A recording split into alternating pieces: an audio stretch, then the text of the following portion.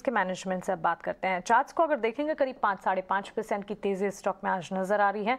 Positive news flow है। Company को ONGC से 178 करोड़ के 2 ऑर्डर्स मिलते हुए दिखे हैं। ऑर्डर बुक की हिस्ट्री, आने वाले दिनों में ऑर्डर बुक को लेकर इनकी स्ट्रैटेजी और गाइडेंस पर विस्तार से बातचीत करने के लिए दीप इंडस्ट्रीज के मैनेजमेंट कंपनी के डायरेक्टर फाइनेंस और सीएफओ रोहन शाह हमारे साथ जुड़ गए हैं। Mister Shah, good morning. स्वागत है आपका ईटी नाउ स्वदेश पर। अपना समय देने के लिए आपका बहुत शुक्रिया। ऑर्डर बुक की सिचुएशन में देख रही थी और Q1 FY21 से लेकर Q2 FY23 तक रोहन, आपकी ऑर्डर बुक में लगातार बढ़ते क्रम में अच्छा एक्शन देखने को मिला है। बहुत बधाई आपको लेटेस्ट ऑर्डर विन के चलते भी।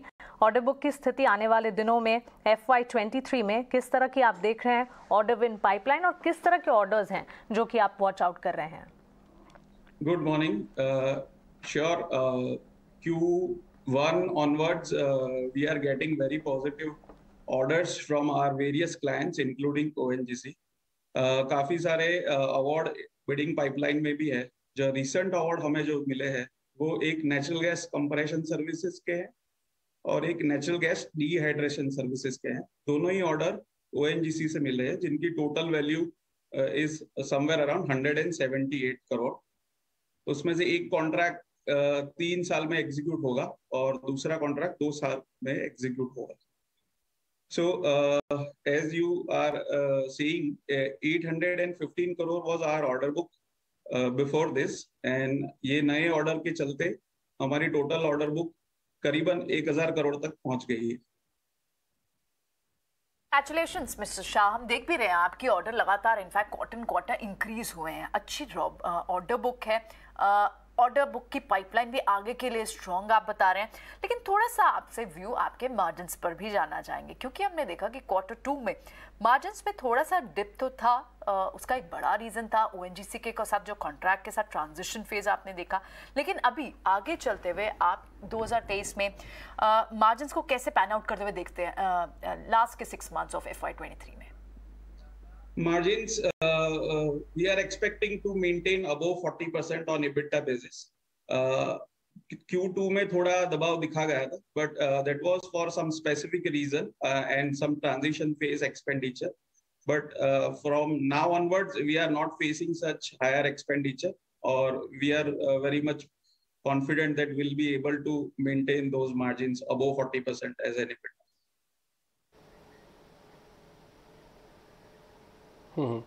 मिस्टर शाह, आपकी ऑर्डर बुक के देख के ऐसा लग रहा है कि ONGC आपका लिए एक बड़ा क्रिटिकल सोर्स है जो आपको ऑर्डर्स देता है। अभी भी आप बता रहे हैं 178 करोड़ का है और 1000 करोड़ में से 178 करोड़ तो उसी के पास से ही है।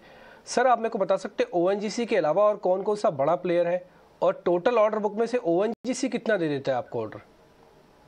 In oil and gas services, ONGC has to be your larger client because ONGC oil and gas में काफी सारा बड़ा मार्केट शेयर रखती है।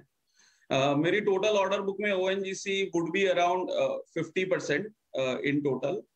बाकी मेरे बड़े क्लाइंट्स में हैं oil India, Cairn oil and gas, Vedanta, then GSPC, GSPL, GACL, Chennai petroleum, Assam gas and so on. So हम लोग ऑयल एंड गैस में हर एक प्रोड्यूसर के साथ काम कर रहे हैं आज की। रोहन, रेवेन्यू फ्रंट पर आपकी ग्रोथ को एक बार समझते हैं। एक बात तो तय है कि फर्स्ट हाफ FY22 का फर्स्ट हाफ FY23 से मजबूत था।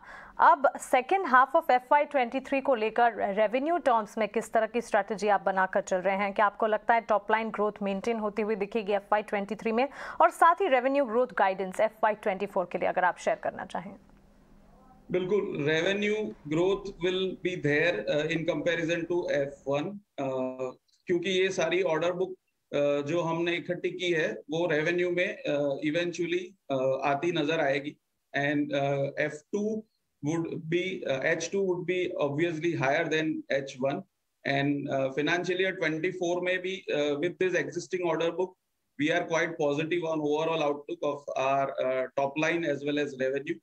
So ये जो अभी कंफर्म ऑर्डर बुक हमने इकट्ठी की है उससे हमारा अगले 3 साल का revenue is almost confirm, and since we are having also a very good bidding pipeline, उसका भी आगे चलते काफी अच्छा कन्वर्जन देखने को मिलेगा। राइट मिस्टर शाह, एक आपका केस था आर्बिट्रेशन का ओएनजीसी के साथ लगभग 108 करोड़ का, आपको मिलने हैं वो पैसे, और जब फंड्स आते हैं तो ऑफ कोर्स फंडामेंटली भी कंपनी के लिए कैश आना अच्छा है, और दूसरी बात ऐसे में ट्रेडिंग एक्टिविटी भी बढ़ती है स्टॉक के लिए। ये फंड्स कब तक रियलाइज हो जाएंगे? So it's an legal matter. Arbitration award हमारी फेवर में आया हुआ है, and we have been said that this amount should come in next 8 weeks. So we are quite hopeful to get this amount within the given timeline. Alright, absolutely. बहुत बहुत शुक्रिया mister Shah आज समय देने के लिए, ये सारे सवालों के जवाब देने के लिए।